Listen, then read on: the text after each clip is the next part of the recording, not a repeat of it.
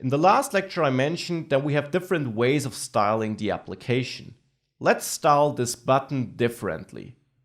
In the app.js file, which is where we have that button, I want to style this button with something which is called inline styles.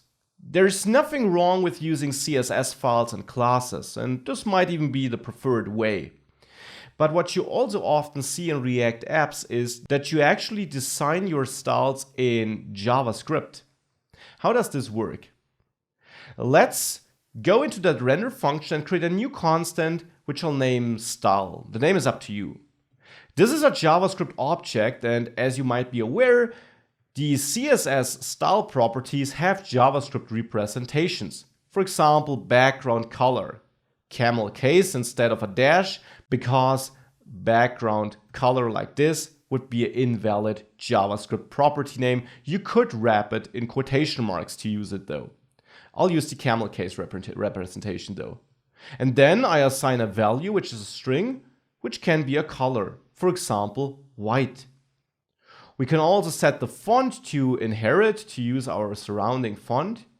We can also set a border, not border color, just a border of 1 pixel, solid, and then maybe blue.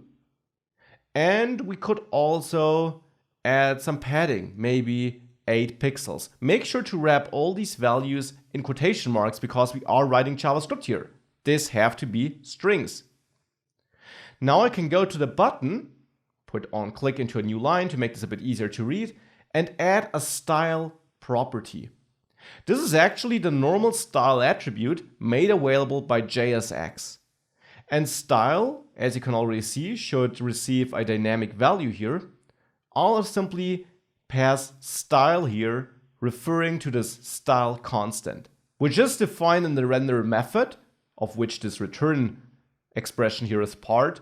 So I can't just use style like this. It's not a class property. It's a normal variable, or actually, since we never change it, constant of this render method. Let's see if this has any effect. If we save this, we indeed see the button looks different now.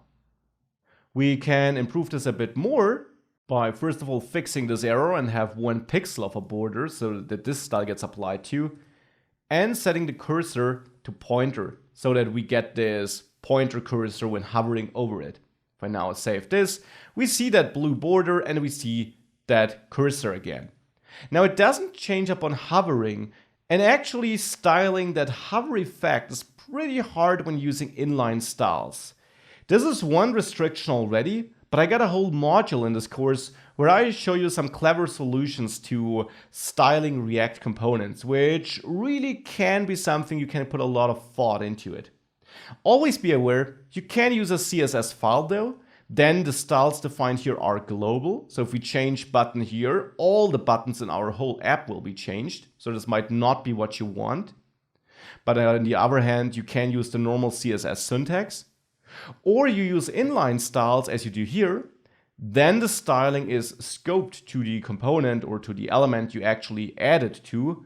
But you have some restrictions of not being able to leverage the full power of CSS. As I mentioned, I'll have a full module about this because there is a golden way in the middle where you can scope styles and still use all the CSS features. More about this later. For now, be aware that we got these two different ways of styling at the moment. Use inline styles as we do here whenever you want to scope the style and make sure it only applies to this single element and to none other element in your app or even in the same component.